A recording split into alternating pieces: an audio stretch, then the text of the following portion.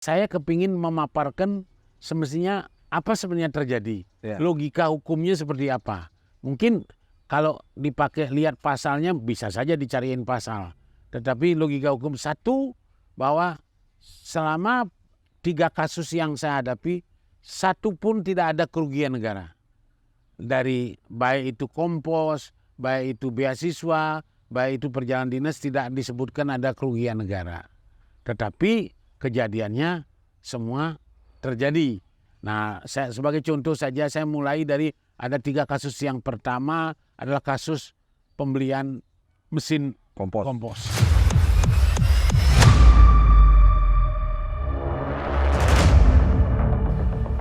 Om Swastiastu, para pemirsa Wayan Setiawan Channel 57 dimanapun berada, sapunapi sampun ngajeng enurung ngajeng ya demun semeton nggih pangten gagal paham. Semeton pagi ini yang berkesempatan mendapatkan narasumber yang sangat fenomenal, sangat legendaris bahkan sampai sekarang. Perkenalkan, mungkin tidak perlu yang perkenalkan lagi, beliau adalah Bapak Pembangunan Jembrana, mantan Bupati Jembrana periode 2005, 2010.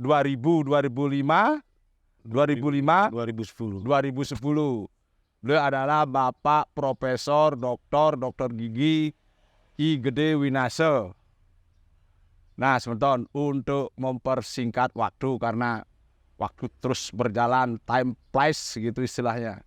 Yang persilahkan Pak Profesor, Pak Gede Winase untuk memberi sambutan sebelum pembicaraan santai ini kita mulai. Silakan, Prof. Terima kasih, matur suksema. Om Swastiastu, matur Apa namanya channel Wayan Setiawan yang sering sekali kita lihat mengudara dan benar-benar aktif untuk memantau kondisi masyarakat yang ada di seluruh Bali. Saya sangat senang sekali bisa bertemu dan di kesempatan yang baik ini juga kita bisa berbincang-bincang lebih banyak. Terima kasih. Prof, banyak sebenarnya saya tidak tahu harus mulai dari mana ya Prof, karena terlalu banyak yang bisa dimulai ya Prof ya. Saya ingat pada periode 2005-2010, karena 2005 saya belum di sini. Tapi 2005-2010 saya sudah di sini. Waktu era kepemimpinan Prof, saya sudah di sini. Nah, waktu itu Jembrana yang kita tahu bersama APBD-nya, PAD-nya kecil, tetapi bisa melakukan sesuatu yang extraordinary, yang melebihi yang bisa dilakukan oleh kabupaten dengan APBD, dengan PAD yang lebih tinggi. Nah, silakan Prof, saya ini... Kalau kita cerita cerita PAD, tentu kita berpikir, saya kembalikan kepada diri sendiri saja. Jadi kalau kita menganggap bahwa kita tidak punya uang, tentu berpikirnya jangan berpikir sebagai orang kaya. Kita harus berpikir sebagai orang miskin. Berpikir orang miskin artinya bagaimana memanfaatkan uang yang sedikit itu, ya panak bisa masuk, memen bisa menci-enci. Jadi itu yang harus dipikirkan. Jadi tapi kalau kita berpikir sebagai orang kaya, kan pikirannya bukan bagaimana efisiensi, bagaimana kencaran lahan pipis, kan gitu. Itu beda. Jadi konsep berpikirnya mulai dari bagaimana kita berpikir sebagai orang miskin.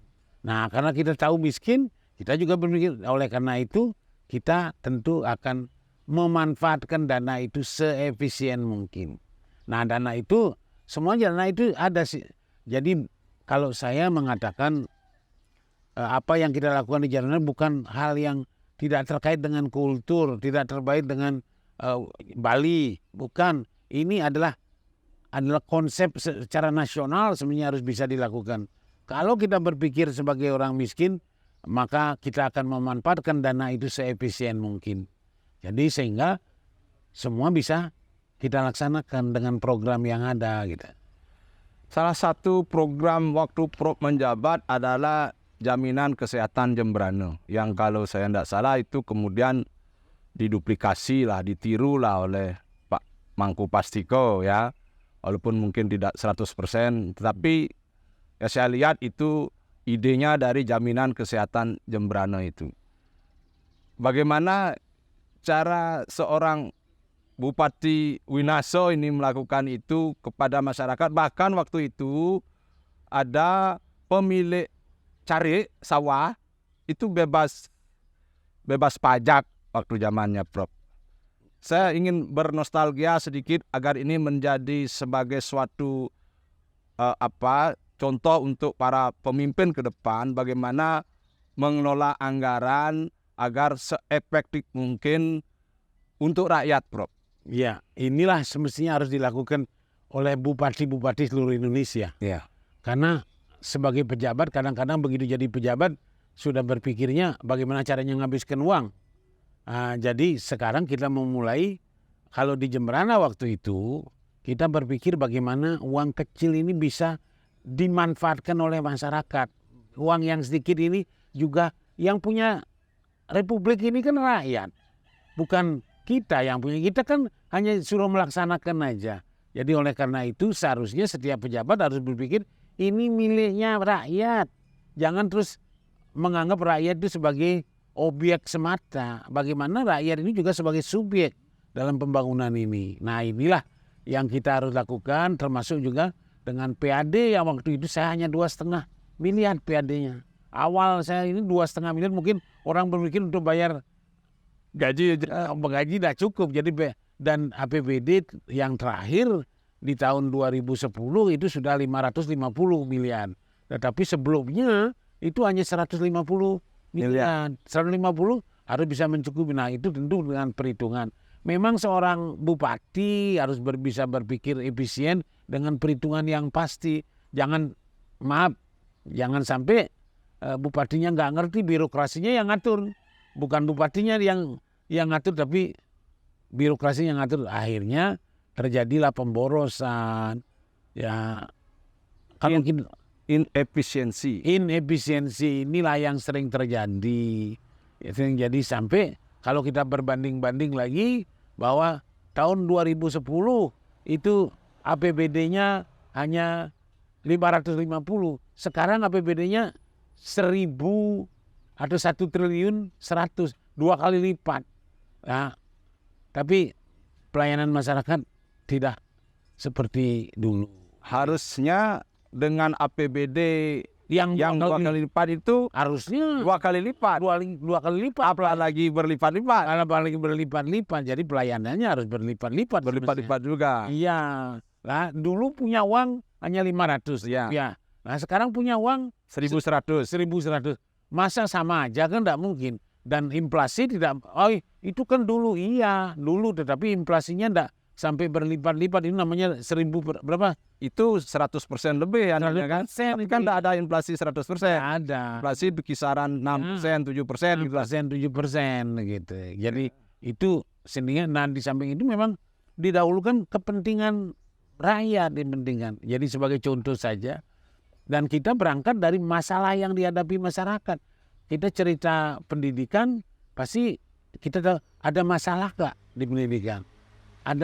Kalau kita tahu ada masalah, cepat itu kebijakannya harus menyentuh pendidikan itu sendiri. Begitu kita cerita kesehatan, ke dokter mesti ngantre, ke dokter singlah pipis, akhirnya banyak orang sakit, jadi angka kesakitannya menjadi naik, sudah begitu banyak orang meninggal. Nah, oleh karena itu kan perlu dicari kenapa dia tidak ke dokter. Jadi mungkin prosedurnya terlalu sulit, mungkin juga tidak punya uang.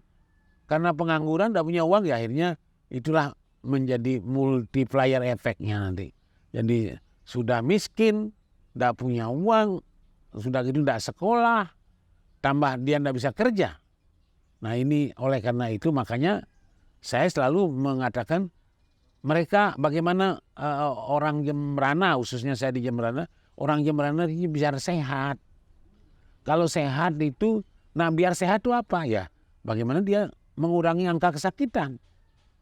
Kalau dia sudah angka kesakitannya rendah, berarti dia bisa kerja, bisa ngalih pipis. Nah, kenapa kita Jembrana itu harus berpendidikan? Karena dengan berpendidikan dia bisa bersaing dengan orang lain.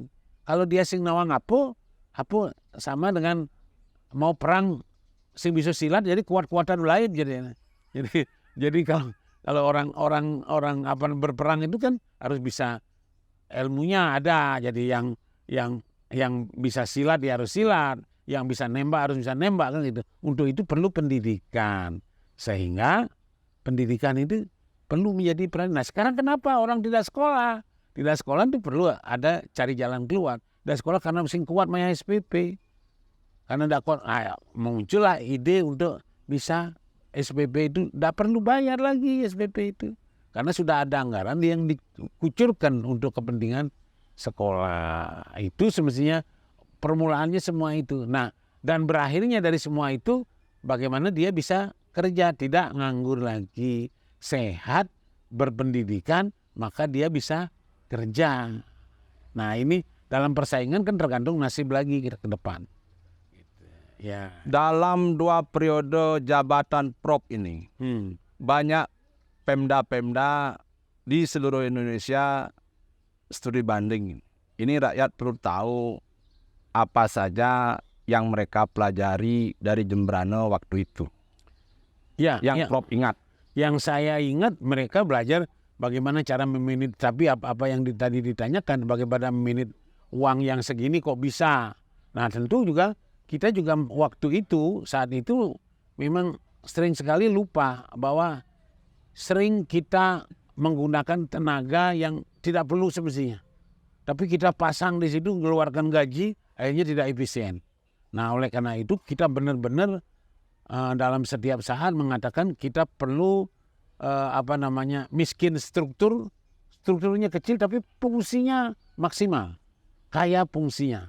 Jadi ini konsep kita, jadi miskin struktur, kaya fungsi. Dengan demikian banyak sekali hal yang bisa kita lakukan waktu itu. Jadi anggaplah kalau sekarang ada mungkin contoh saja, saya kasih contoh di kependudukan. Di kependudukan aja ada dinas administrasi penduduk, ada dinas transmigrasi, ada dinas tenaga kerja, ada dinas keluarga berencana. Itu 4 dinas itu kan sebenarnya satu, itu kan ngurus penduduk semua. Kenapa nggak jadi satu, ngurus penduduk aja? Ngurus penduduk jadi ada yang membuat administrasinya, terus yang membuat planning pertambahan penduduk. Itu kan cukup satu bidang, bukan harus kepala dinas gitu. Dan demikian juga tenaga kerja yang memanfaatkan. Terus yang mutasi penduduk, transmigrasi. Itu kan yang memanfaatkan dan yang memutasi penduduk, mindahkan ke sana, mindahkan ke sini. Itu contoh-contoh saja. Banyak sekali yang sebenarnya bisa dilakukan dengan sistem komprehensif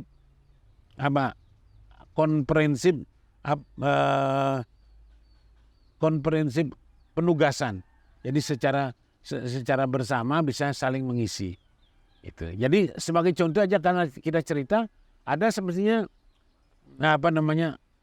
untuk bis sekolah misalnya. Yeah. Bis sekolah itu kan bisa digunakan oleh 3 komponen. Bisa dipakai murid, bisa dipakai pegawai Pemda, bisa dipakai masyarakat. Itu tidak perlu ganti bis lagi. Jadi pagi bisa pakai bis ngantar sekolah, sudah gitu habis ngantar sekolah dia yang jemput pegawai, habis jemput pegawai kosong dipakai masyarakat bebas dia pakai. Itu mau. Nah, diharapkan juga kita tentu nantinya berharap jadi itu harus ada di Jembrana bisa dilakukan itu sebagai contoh itu. Jadi kenapa kita pakai jemputan sekolah karena kalau sekarang anak-anak semua bersepeda motor. Satu bersepeda motor itu investasinya sudah 10 juta. Satu orang itu investasinya, kalau orangnya 1.000, itu sudah 10 miliar. Sudah 10 miliar itu. Itu investasi saja, belum operasionalnya, belum bensinnya. Itu yang membuat menjadi boros sekali kan. Nah, kalau itu terus bisa dipergunakan oleh pegawai, pegawai tidak perlu bawa mobil ke rumah. Tapi kalau jemputannya bagus pakai AC, kan jadi akan memudahkan mereka. Dan di samping itu, semua kita bisa atur jamnya. Sing ada murid masuk semengan, dan keluar, antar jumahnya nyanan sanjo baru. Jadi akhirnya kan orang tuanya menjadi khawatir. Kalau dengan jemputan sekolah ya dia jamnya masuknya jam 7, diantar di rumahnya jam 1. Itu kan tertib ya dia. Nah, demikian juga pegawai bisa tertib. Tidak seperti sekarang misalnya pegawainya masuknya pagi, terus separuhnya ada di pasar. Nah, ini kan menjadi hal yang tidak efisien. Tidak efisien, kedua Pemda juga tidak efisien, pegawai juga tidak efisien. Karena dia harus mengeluarkan uang. Nah, itu diupayakan semesti itu komprehensif user and komprehensif. Jadi kepentingan bersama. Dan biaya jadi lebih ringan kan. Cukup mengeluarkan uang satu hari 100 untuk semua kegiatan. Ya, itu contoh. Itu contoh. Nah, kemudian Prof, kan sesuai undang-undang Prof bisa hanya menjabat 2 kali periode kan. Berarti 2000, 2005, 2010. Nah, itu kita bernostalgia tentang bagaimana Jembrane pada masa kepemimpinan Profesor Dr. Gigi Igede Winaso, masyarakat bisa tahu kan. Nah, kemudian ada kisah tragis ini Prof. Apa ini ada kaitannya dengan politik atau bagaimana? Yang masyarakat tahu Profesor terjerat beberapa kasus. Nah, mungkin perlulah masyarakat mengetahui dari bibir langsung dari seorang Winaso, bukan sebagai pembentuk pembelaan diri ya, tidak.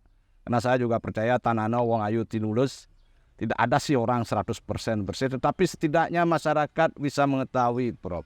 Karena terakhir Prof sempat mencalonkan diri dengan pasangan dengan Win AP kalau nggak salah, Winaso Alit Putro.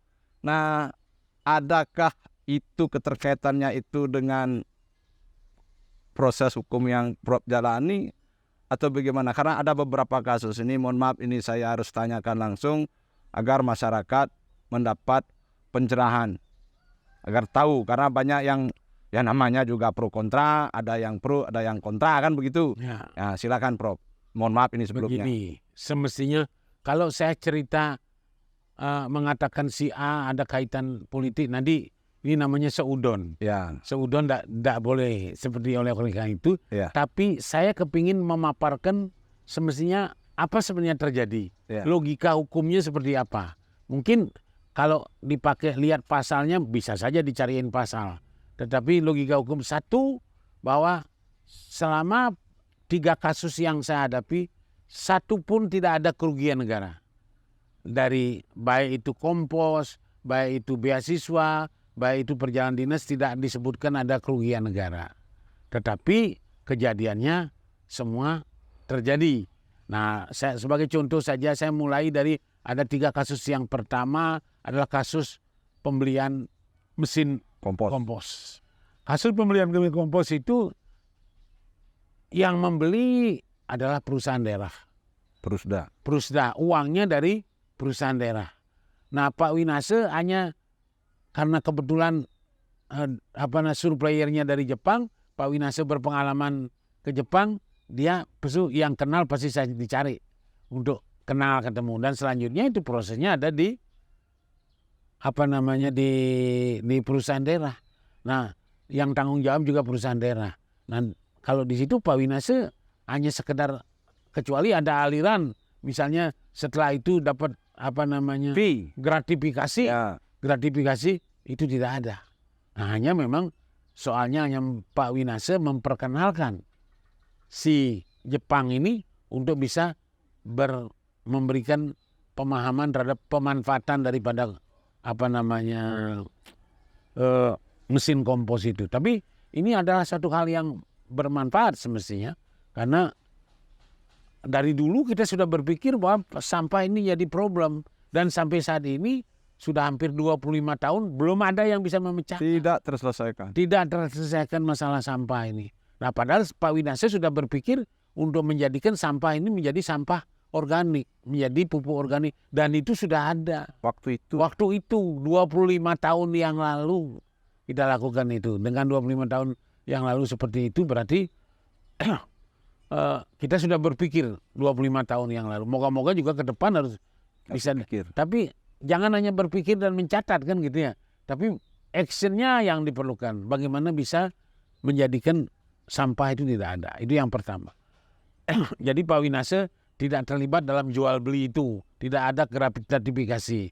Nah, oleh karena itu dinyatakan Pak Winase pertama dalam sidang pertama, pengadilan pertama dinyatakan bebas. Tetapi dari pihak kejaksaan mengajukan kasasi. Sehingga kenalah kasus ikut serta. Jadi seolah-olah Memperkaya orang.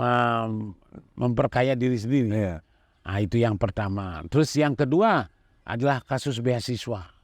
Kasus beasiswa aneh dan setengah ajaib gitu ya.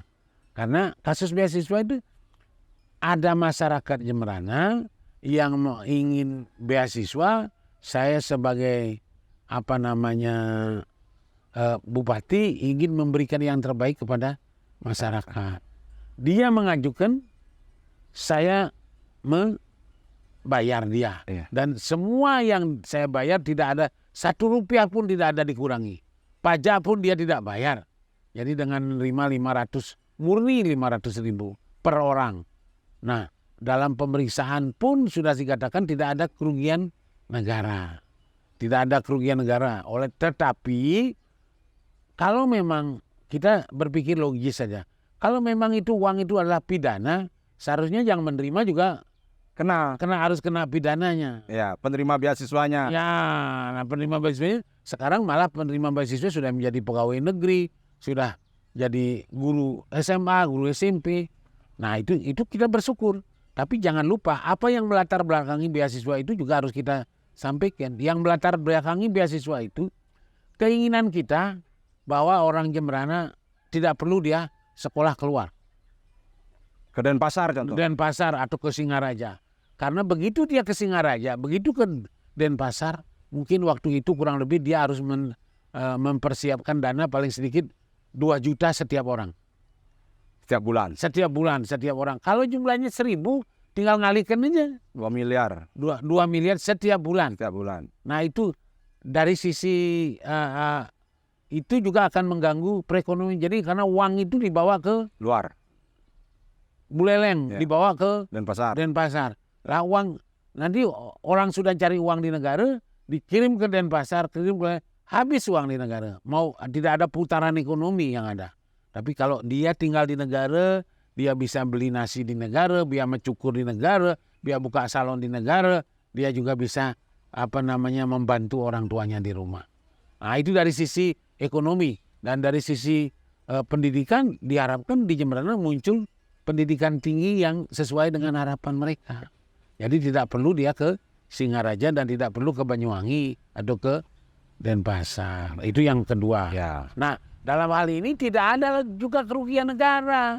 Tidak ada kerugian negara dan sekali lagi penerima beasiswa sudah menerima semuanya. Dan anehnya lagi prosesnya di tahun 2009, pemberian beasiswa di 2009, diadilinya di 2016, jadi 7 tahun kemudian. 7 tahun kemudian baru diadili karena muncul fotokopi surat peraturan bupati yang katanya saya buat, padahal tidak pernah buat peraturan bupati itu. Jadi peraturan bupati itu sampai hari ini saya meminta kepada yang mengajukan barang bukti tidak ada. Minta ke kejaksaan juga tidak ada. Jadi sampai hari ini saya meminta kepada tetapi pengadilan menjalankan terus sebagai barang bukti walaupun fotokopi. Jadi oleh karena itu, nah itu pasti tanda tanya kita, kenapa sih hakimnya harus terima fotokopian? Kenapa kalau memang itu ada kesalahan ya memang harusnya barang buktinya biasanya penetapan barang bukti harus asli. Jadi tidak fotokopian. Nah, selama ini tidak pernah ada itu. Nah itu kejadiannya pun 2009, 2016 baru disidangkan setelah saya ada di penjara. Nah yang ketiga lagi adalah perjalanan dinas yang dikatakan saya berjalan dinas fiktif. Nah, saya jadi bupati, satu, tidak mungkin bupati itu beli tiket. Semua ada sekpri, ada ajudan. Iya. Tidak. Nah, kalau saya memalsukan tiket, saya tidak beli. Satu. Terus yang kedua adalah apabila kita lihat, ini kita cerita logika saja. Iya. Logikanya saja, saya setiap berangkat tidak mungkin saya berangkat sendiri. Saya berangkat pasti dengan ajudan. Anehnya, kenapa yang dikatakan palsu hanya tiketnya Pak Winasa? Tiket ajudan tidak palsu. Jadi dia yang beli, artinya dia yang beli tiketnya, Pak Winasa katakan memalsukan tiket, membuat perjalanan fiktif. Kan aneh. Kalau misalnya itu yang tiketnya Pak Winasa saja yang palsu, tiket yang lain tidak palsu, yang bersama-sama berangkatnya, bersama-sama membelinya, tapi di tiketnya Pak Winasa tidak. Nah itu juga tidak ada kerugian negara, sama juga tidak ada kerugian negara, tapi tetap diproses. Nah kita melihat secara garis besar semua itu. Kan kalau kita cerita orang nyuri,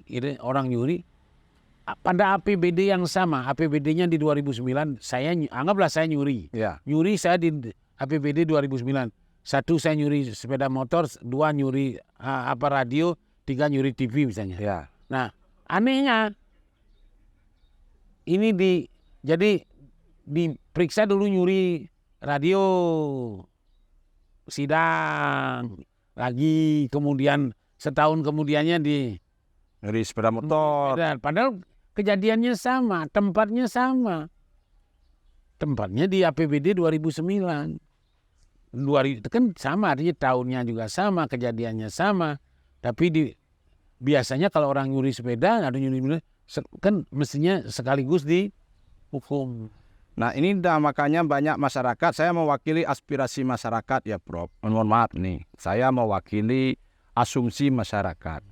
Sepertinya memang Prof benar, kita tidak boleh suuzon ya, kita tidak boleh berprasangka buruk kepada orang. Tetapi seperti ada sesuatu invisible hand. Kalau istilah kriminal biasa itu diseplit-seplit gitu loh. Ya. Nah, anggaplah kita analogikan seorang Profesor Winasa itu pencuri gitu umpamanya. Sekarang nyuri motor 3 gitu umpamanya. Ini diadili 1, ini diadili 1, ini diadili. Padahal nyuri motornya satu sekaligus dan satu tempat. Nah, kalau analoginya begitu. Tapi sudahlah Prof, itu sudah berlalu. Dan jadi ini menjadi pelajaran bagi kita semua. Masyarakat juga harus tahu kan. Dari seorang profesor langsung. Karena selama ini Prof kan tidak punya kesempatan untuk yang menceritakan yang benar. What is the real going on gitu loh. Apa yang sebenarnya terjadi. Jadi termasuk ini Prof, ada lagi satu terakhir. Soal pembebasan bersyarat Prof ini kan Prof membayar uang pengganti ke kas negara. Ya kan? Nah banyak banyak netizen yang nyinyir, oh ternyata uang koruptornya, uang dari hasil korupsinya masih. Nah, saya kasih kesempatan Prof untuk menjelaskan secara langsung pada masyarakat. Sampai hari ini Prof bisa membayarkan ganti ke uang kas negara untuk hukuman subsidiar itu. Silakan. Satu, hukuman subsidiar itu setelah 2/3 baru bisa dibayar. Iya. Artinya setelah 2/3 dari hukuman baru bisa dibayar. Iya. Nah, saya juga sudah berusaha semestinya April kalau kita bisa mengumpulkan uang, April sudah bisa kita ngajukan pembebasan bersyarat. April kemarin 2 bulan lalu, tetapi kita tidak lakukan karena kita belum bisa mengumpulkan. Tapi kita mengumpulkan juga tidak bisa kita mengumpulkan sekaligus. Menjual juga kan tidak bisa, walaupun punya barang, tidak bisa kita menjual sekarang kepingin jual sekarang laku kan tidak bisa. Maka dilakukanlah koordinasi dengan teman-teman yang bisa membantu penjualan, yang bisa membantu lain-lain. Jadi oleh karena itu maka baru terjadi seperti itu, pengumpulan seperti itu. Jadi ada komponen-komponen, Ya, elemen-elemen masyarakat yang bersimpati ya, kepada Profesor Winasel untuk mengumpulkan senilai itu begitu. ya. Jadi Malah terus terang aja kemarin ada gerakan peduli Winasel. peduli di Minase yang malah sudah dibentuk yayasan. Ya. Salah satu actionnya. Nah tapi karena kita sudah lama ya sudah kita pakai penjualan aset, mengumpulkan mana teman-teman yang bisa membantu saya. Itu kita lakukan itu. Jadi ada hikmahnya selama berapa tahun ya Prof di penjara? 10,5 tahun. Ada hikmahnya nanti terfilterisasi siapa kawan, Siapa tidak teman. siapa tidak teman kan. Dan ada hikmahnya juga Prof. Ya. Waktu Prof di penjara itu ada masa Covid Prof. Ya. Perlu disyukuri. Ya, perlu disyukuri. Mungkin kalau saya di luar saya bisa kena COVID ya. Bisa dikopirkan dan bisa kan seperti itu, kira-kira seperti itu. Nah Prof, ini sebelum kita akhiri Prof, karena kayaknya waktu Prof terbatas kan. Nah ini kan bulan-bulan politik Prof, bulan-bulan politik yang masyarakat tahu Gede Patriana Krishna itu yang lebih populer disebut IPAT adalah bagian dari pemerintahan Kabupaten Jembrana sekarang. Nah, apakah bulan-bulan berikutnya ini IPAT akan tetap berpasangan dengan Pak Tambe atau bagaimana? Ya. Ini tentu masyarakat penasaran juga ingin tahu. Walaupun saya sudah sempat menonton video Prof di salah satu podcast dengan media lain. Nah, saya ingin dengar langsung dari Prof ini bagaimana? Ya, memang ya namanya kerjasama kan itu ada satu hal yang wajar, kerjasama gitu, terus bisa menghasilkan sesuatu. Kalau itu kerjasamanya baik bisa menghasilkan sesuatu. Bagi saya semestinya yang paling penting adalah kepentingan masyarakat. Kepentingan masyarakat bisa nggak kita wujudkan sesuai dengan idealismenya Pak Winase. Jadi saya selalu mengatakan bagaimana masyarakat Jembrana bisa sama rata sama bahagia. Jadi beda dengan sama rata sama rasa. Jadi ini adalah keinginan Pak Winase. Jadi dengan kesejahteraan tapi kalau tetap tidak terwujud, saya harus cari alternatif, cari solusi agar bagaimana masyarakat Jembrana bisa diwujudkan dengan apa yang menjadi tujuan kita. Nah, oleh karena itu yang paling memungkinkan adalah IPAT itu harus bisa bergandengan dengan partai atau calon yang sejalan dengan pikiran Pak Winase, sejalan dengan pikiran Winase. Jadi sehingga dengan demikian dan tentu dengan perhitungan juga secara kalkulasi bahwa pasangan itu harus bisa menang, harus mendapat dukungan parlemen yang kuat juga ya, agar tidak terjadi seperti yang di Banyuwangi ya, yang mana waktu itu Ibu Ratna Ani Lestari terpilih oleh gabungan partai-partai non-parlemen, ya, sehingga tidak punya dukungan kuat di parlemen. Nah, gitu kan? Yang sekarang tidak boleh. Tidak boleh. Ya, jadi sekarang non-parlemen tidak boleh masuk ke ini perhitungan pencalon. Ya, tidak termasuk parliamentary threshold-nya tidak masuk. Nah, tapi tidak apa-apa, itu salah satu contoh. Nah, memang diperlukan juga di Jembrana nanti harus dapat dukungan parlemen. Nah, kita tahu komposisi calon-calon anggota dewan yang sudah terpilih dalam legislatif itu kan kita sudah tahu. Itulah yang mendasari juga kita harus memilih partai yang yang kita ajak berkoalisi untuk mewujudkan pemikiran Pak Winase adalah partai-partai yang mempunyai secara kuantitatif, secara kualitas juga ada di parlemen. Yang terakhir saya lihat yang viral di medsos itu Bang IPAT. Ya. Tanggapan Prof? Ya, itu memang saya punya pemikiran Bang IPAT itu adalah kembang dan IPAT. Kembang dan IPAT jadi satu dari PDI. Secara kebetulan IPAT dulu pernah di Golkar, bukan berarti mungkin kalau dia dengan PDI saja sudah cukup karena secara aturan sudah memenuhi. Gitu. Jadi oleh karena itu kita tidak persoalkan, tetap aja nanti adalah dari PDIP dan dari Golkar. Seandainya tidak dapat rekomendasi, toh juga tetap jalan. Jadi tetap jalan seperti itu. Bang Ipat harus bisa jalan. Syukur kalau musuhnya nanti Mas Koko gitu ya. Saya ngerti Mas Koko. Insya buat Mas Koko saya itu. Prof, sebelum kita akhiri Prof, karena agenda Prof nih padat nih, mungkin apa untuk ya menikmatilah masa-masa istirahat masa tua, jalan-jalan kemana atau ada acara apa. Ini pesan-pesan kepada seluruh masyarakat Indonesia pada umumnya, pada masyarakat Bali, kemudian pada masyarakat Jembrana khususnya sebagai penutup Prof. Ya. Nah, dalam pilkada Pesan-pesannya. serentak ini saya berharap masyarakat benar-benar paham terhadap paslonnya, pasangan calon yang akan dipilih, dan paham benar dengan tentu visi misi, bukan janji visi misi. Bagaimana bisa yang tidak mungkin diwujudkan, tidak usah disebutkan. Kalau yang itu namanya itu sudah abal-abal itu, Pak. Jadi oleh karena itu saya minta masyarakat benar-benar paham. Jadi paham agar bisa memilih yang terbaik untuk wilayahnya atau daerahnya masing-masing. Ya sebagai contoh, tentu karena saya ada di Jembrana, harapan saya mereka juga akan memilih pasangan Bang Ipat. Ya, jangan memilih pasangan yang lain. Karena pasangan yang lain tidak ada, belum ada kelihatan. Belum mendeklarasikan diri. Mungkin Mas Koko nanti. Ya kalau Mas Koko kan bagus nanti. Ya, terima kasih banyak Prof atas waktunya. Semoga perbincangan pagi ini bermanfaat bagi pendengar semuanya di Bali khususnya, di Jembrana khususnya, dan masyarakat bisa cerdas dalam memilih pemimpin, agar jangan memilih pemimpin yang dengan janji-janji yang tidak mungkin direalisasikan. Terima kasih Prof. Selamat pagi, salam rahayu. Semoga sehat selalu. Ngiring sinap untuk Pramono Santi. Om Santi Santi Santi Om. Rahayu sementon.